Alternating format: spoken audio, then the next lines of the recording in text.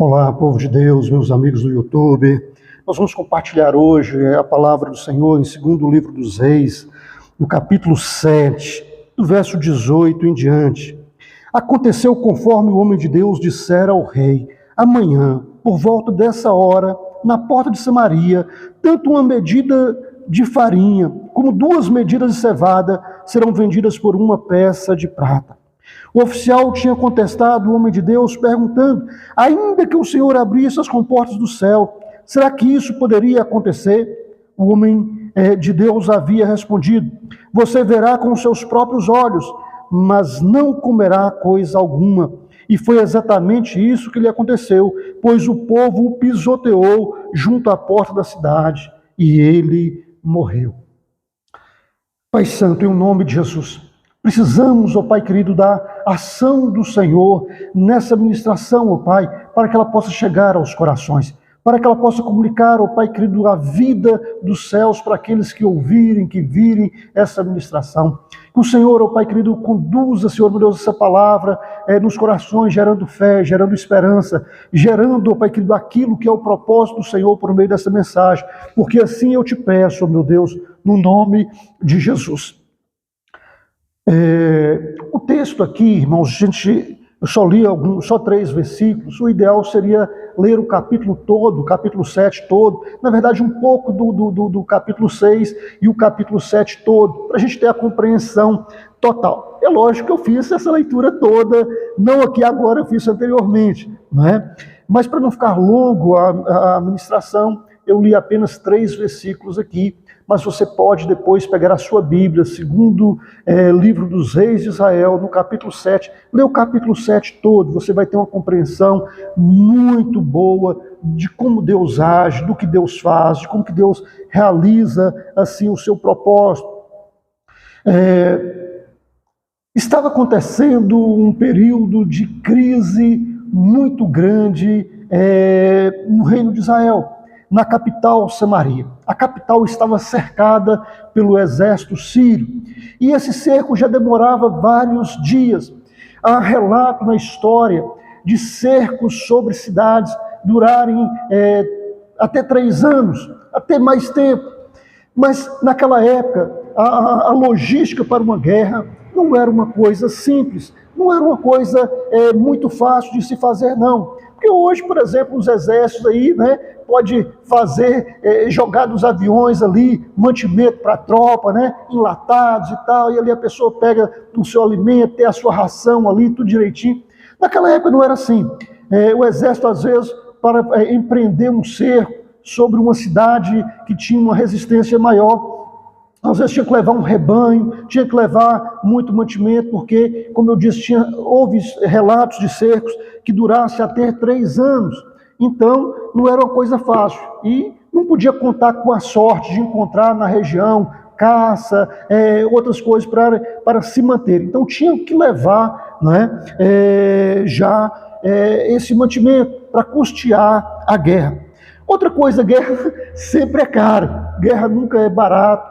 Guerra sempre tem um custo muito elevado, tanto financeiro como o custo que a guerra produz, porque todo lugar que tem guerra, irmãos, desde a primeira guerra que já aconteceu até a última guerra, você vai ouvir relatos das mesmas coisas: estupro, violência, agressividade. Quando a cidade está em cerco, começa a acabar os mantimentos, e aí começa a surgir os furtos, os roubos, os assassinatos. Então a violência aumenta muito. Então o período de guerra é um período muito complicado. Não é à toa que a Bíblia fala para você orar pelo bem da cidade que você estiver, porque na paz da cidade você vai ter paz também. E é em tempo de paz que a gente pode construir, que a gente pode edificar, que a gente pode programar as coisas, né? Tempo de guerra sempre é um tempo muito complicado, muito difícil. E Samaria já estava cercada, a Bíblia não relata quanto tempo, mas fala que era um tempo suficiente para ter acabado o mantimento na cidade. Ou seja, já tinha acabado ali a despensa da cidade, os recursos da cidade, e ninguém podia sair nem entrar. Ou seja, não podia receber mercadores com mantimentos, as pessoas não podiam sair da cidade para comprar coisas fora da cidade, porque a cidade estava cercada pelo exército inimigo. pelo exército sírio. E ali chegou a uma situação tão grave que uma mulher clama ao rei: olha, rei, eu combinei com outra mulher que a gente comesse o meu filho, porque não tinha mais nada para comer, e depois que terminasse de comer o meu filho, a gente comeria o filho da outra. Tal era a situação que chegou ao ponto de se vender um queixo de jumento por uma fortuna em ouro, porque não tinha mais o que comer na cidade, as pessoas estavam morrendo de fome. Quando o rei ouviu aquela situação, compreendeu que já tinham chegado num estágio tão avançado, ele então rasga as suas vestes, aquelas vestes reais, imponentes, importantes, mas por debaixo das vestes reais, ele estava com um pano de saco sobre a sua pele. O pano de saco, meus irmãos, era um sinal de humilhação. Quando alguém fazia um jejum, era muito comum ele abandonar as suas vestes normais, as suas melhores vestes, e colocar sobre o corpo pano de saco, mostrando assim para Deus o como ele estava necessitado daquela bênção, como ele precisava de alcançar aquela vitória, aquela bênção. Ele estava disposto a vestir do que tinha de mais simples no mundo daquela época, que era pano de saco, não é? E assim acontecia. E o rei então faz uma promessa ali de mandar matar o profeta Eliseu por causa daquela situação. É interessante, meus irmãos, quando em tempo de crise, quando começa a acontecer as coisas, quando começa a vir, às vezes, as consequências daquilo que foi semeado, daquilo que foi plantado no decorrer de muito tempo, as pessoas, às vezes, não assumirem os seus erros, não assumirem o que eles plantaram, o que eles semearam, e às vezes quer culpar os outros pelo que estão colhendo agora, sem reconhecer que o que estão colhendo muitas vezes é fruto do que foi semeado lá atrás. Então é muito importante a gente pensar no que estamos plantando, o que estamos plantando, porque é isso que nós vamos colher mais tarde. E aí não adianta culpar os outros, não adianta culpar o pai, a mãe, culpar o pastor, culpar a igreja, culpar Deus. Não. Se tem uma lei que funciona independente de eu concordar com ela ou não, de eu gostar dela ou não, é a lei da semeadura. O que o homem plantar, isso também ele vai colher. E aquela cidade, por distanciar de Deus, por abandonar a Deus, eles estavam agora abandonados. Não que Deus abandona ninguém, mas quando nós abandonamos a Deus, nós perdemos a sua proteção, nós perdemos o seu cuidado, nós distanciamos dele. E ele então, a gente fica desprotegido. Então o inimigo veio, cercou a cidade, a fome aumentou, e o rei então agora começa a colocar a culpa no profeta. Eu vou arrancar a cabeça do profeta, faça Deus comigo o que Deus quiser, se eu não arrancar a cabeça do profeta. E ele manda então um oficial para arrancar a cabeça do profeta, e quando esse oficial vai, Deus dá uma palavra para o profeta Eliseu, para dizer para aquele oficial o seguinte: olha, amanhã, por volta dessas horas, vai acabar a miséria sobre a cidade, vai acabar a escassez sobre a cidade, vai ter tanta fartura. No momento agora, vocês estão comprando uma cabeça de jumento por uma fortuna de ouro, mas amanhã, por volta dessas horas, vocês vão comprar mantimento em abundância por alguns centavos, por algumas peças de prata, ou seja, por alguns centavos. Não era uma peça completa, parte de uma peça, ou seja, centavos. E aquele oficial então falou: ainda que Deus abrisse portas nos céus, seria possível acontecer uma coisa dessa? E Deus então usou o profeta para profetizar mais uma vez, agora para aquele oficial: olha, você vai ver com seus olhos aquilo que Deus falou, você vai ver com seus olhos, mas você não vai desfrutar da bênção, porque você duvidou do poder de Deus de fazer maravilhas. Acontecia que fora da cidade tinha 4 leprosos. Os leprosos naquela época, irmãos, eles eram obrigados a deixar as suas casas e viver exilados da cidade, fora da cidade. E era muito comum um leproso juntar a outros leprosos, até mesmo por uma questão de proteção, para se proteger às vezes de animais, para se proteger até mesmo de violência, de agressão, de alguma coisa assim, e eles eram obrigados a carregar um pequeno sinete. Quando estava passando por alguém, via alguém em sua direção, ele balançava aquele sinete e tinha que proclamar a sua condição: imundo, imundo, ou então leproso, leproso, para que as pessoas desviassem dele. E aqueles leprosos estavam fora da cidade, aquela situação terrível, a cidade cercada, o exército inimigo nas redondezas cercando a cidade, e aquele pessoal pensou o seguinte: olha, se ficarmos aqui, vamos morrer de fome, porque ninguém sai da cidade para nos trazer nada que comer. Aqui não tem o que comer. Se formos para a cidade, a fome está lá na cidade, nós vamos morrer lá também. Vamos para o acampamento dos sírios. Ao chegar lá, eles podem nos matar, mas pode ser também que eles nos peguem como prisioneiros, e aí vão nos alimentar, vão nos prender, mas pelo menos nós vamos viver, vamos sobreviver. E tiveram então essa ideia. E quando eles chegam no acampamento dos sírios, não tinha ninguém lá. Tinha muita fartura, muito mantimento, rebanho, coisa de comer, muita fartura, cavalos, armaduras, armas, tinha tudo, mas não tinha nenhum soldado sírio lá. E por que não tinha nenhum soldado sírio lá? Porque, num certo momento da noite, Deus fez com que eles ouvissem um barulho, como se fosse um barulho de um exército muito grande, marchando em direção a eles. E ele, à noite, sem poder ver com clareza o que estava acontecendo, e só ouviu o barulho da marcha dos soldados, marchando e tal, e de repente as cornetas ali, e eles ficaram amedrontados. Poxa vida, Israel deve ter contratado os egípcios, deve ter contratado os hititas, e formou uma colisão com um grande e poderoso exército para nos destruir. E apavorados com medo daquele barulho, baseado naquele barulho, eles calculavam a proporção do exército e achavam-se um exército gigantesco. E eles então, para salvar as suas vidas, fogem a pé mesmo, nem pegam os cavalos, não pega nada, deixa as roupas para trás e dão no pé e fogem ali.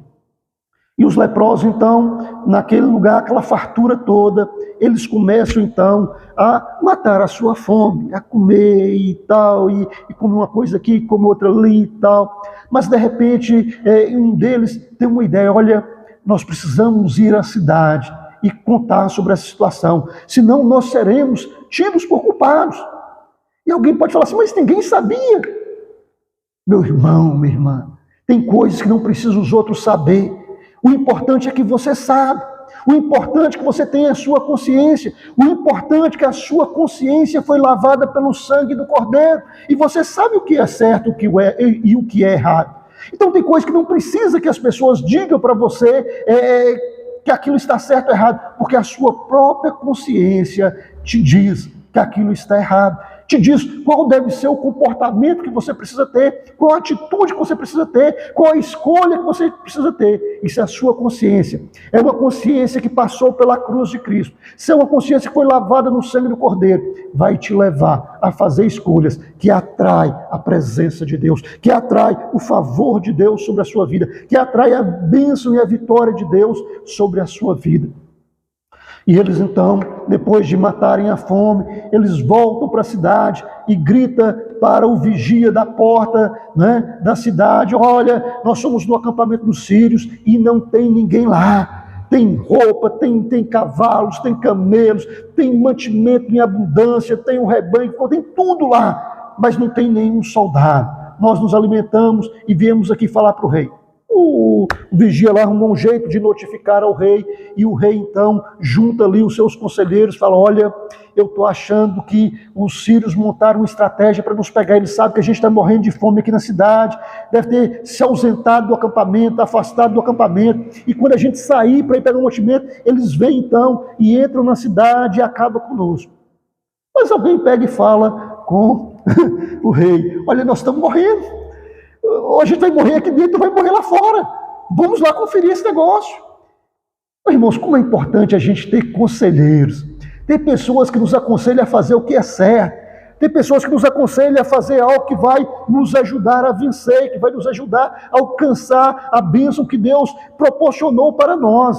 E o rei então né, providencia ali duas carruagens ali e mandam até o acampamento e enche aquela carruagem de mantimento, e eles vão lá e buscam aquele material todo e leva para dentro da cidade e tal. E aí o rei coloca aquele oficial para tomar conta dos mantimentos, para distribuir aquilo ali de uma maneira mais organizada, mas o povo estava tão faminto que o povo pisoteia aquele oficial, e cumpre-se a profecia de Deus para o povo e a profecia de Deus para o oficial. Amanhã, a essas horas, vai ter mantimento em abundância, vai ter fartura nessa cidade, a situação será revertida de uma situação de pobreza para uma situação de riqueza, de uma situação de miséria para uma situação de abundância, de uma situação que você não tem o que comer, onde você vai poder comer fartamente.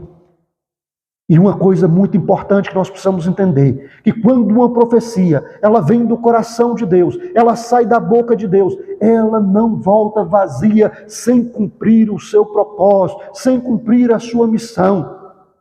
Irmãos, nós temos visto muitos falsos profetas saírem pelo mundo afora, pregando mentira em nome do Senhor, profetizando mentira em nome do Senhor, e mesmo depois que constatado que o que eles falaram era mentira, não se arrependem, não confessam os seus pecados, não abandonam os seus erros, continuam na mesma prática, e aí inventam uma outra mentira, inventam uma outra situação, para tentar manter aquela situação, esticar aquela situação a vida toda, sendo que era muito mais simples.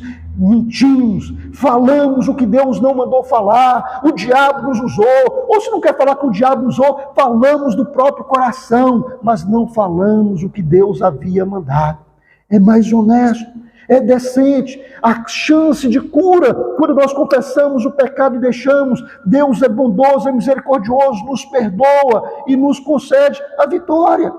Mas se nós mantivermos o nosso erro, se nós não confessarmos o nosso pecado, aquele que muitas vezes repreendido, endurece a serviço, cairá de repente sem que haja cura. Então, meu irmão, minha irmã, quando Deus profetiza alguma coisa, aquilo acontece. Mas, pastor, é tanta profecia falsa, eu sei. É tanta profecia mentirosa, eu sei. É tanto espírito de engano que pelo mundo afora tem andado, e sobretudo na igreja, que era para ser a igreja do Senhor. Eu também sei.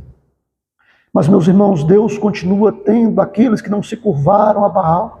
Deus continua tendo aqueles que não beijaram a Baal. Deus continua tendo homens e mulheres tementes a Ele, que às vezes fica muito tempo sem, mas quando fala que Deus falou, é porque Deus verdadeiramente falou. E quando eles falam que Deus falou, aquilo que Deus falou acontece, porque a palavra do Senhor se cumpre. A palavra do Senhor não envergonha ninguém. Quando Deus fala que vai fazer, Deus faz. E assim acontece. Mas também teve uma outra profecia para o oficial. Olha, você vai ver com os seus olhos, mas você não vai usufruir da bênção, porque você não creu. Irmãos, quantas pessoas perdem a oportunidade de usufruir da bênção do Senhor, porque dá lugar à incredulidade. Não creem no poder de Deus. Tem gente que está passando uma luta, e às vezes a luta é grande, a luta daquela pessoa era terrível. Imagine vocês, irmãos, não tinha mais o que comer na cidade. Imagine vocês, você tem que juntar os recursos que você tinha de ouro, para você comprar um queixo de jumento, para você fazer uma sopa para poder comer. E aí alguém fala que no outro dia ia ter mantimento em abundância, ia ter fartura, que ia ser comprado com centavos. Que palavra é essa?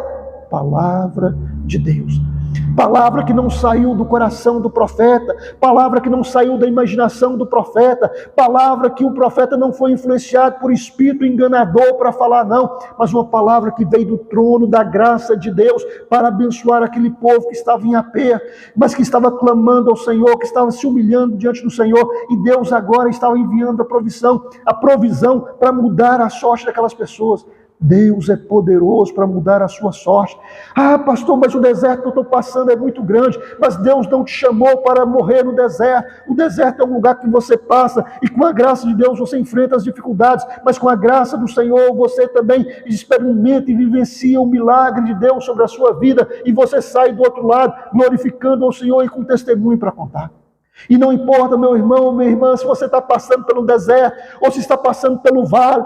Ah, pastor, esse vale que eu estou passando é cruel, esse vale que eu estou passando é difícil. Não importa se está passando no monte, ou no vale, ou no deserto, ou na planície, ou na quina, não importa. O importante é que Deus esteja com você e que você crê que Deus é poderoso para te ajudar, para te socorrer, para te dar graça na caminhada, a enfrentar cada desafio, a enfrentar cada luta, e depois disso, ter um testemunho para contar. Eu passei por luta, eu passei por dificuldade, mas o meu Deus não me abandonou, o meu Deus não me deixou só, o meu Deus proveu dos céus um milagre para a minha vida, e hoje eu tenho um testemunho para contar, hoje eu posso socorrer a outros, hoje eu posso fortalecer o coração do desanimado, hoje eu posso animar o coração daquele que está abatido, porque Deus fez coisas maravilhosas na minha vida, e Deus pode fazer na sua vida também.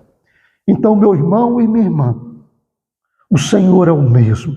O Senhor continua fazendo maravilhas. O Senhor continua falando pelos seus servos e servas. Precisamos acolher a palavra que verdadeiramente vem de Deus. Eu sei que há tantas falsas profecias que às vezes a gente fala, e essa aí? Mas aquela que é de Deus. Se você é um servo de Deus, uma serva de Deus, verdadeiramente, e buscar a Deus com sinceridade, Ele te leva a conhecer quem é o falso profeta e qual profecia vem de Deus e qual profecia não vem do Senhor, porque o Senhor quer te abençoar e você precisa crer que Deus é aquele que tem prazer de te abençoar, que é o galardoador dos que o buscam, e grandes coisas Deus quer fazer na sua vida. Não importa se você está passando pelo deserto, não importa se você está passando pelo vale, não importa se você está passando na planície, não importa em que lugar você está passando, se é pelas águas, se é pelo fogo, o Senhor é contigo para te abençoar e te dar uma grande vitória. Que Deus em Cristo te abençoe. Um forte e poderoso abraço e que Deus continue contigo, em nome de Jesus.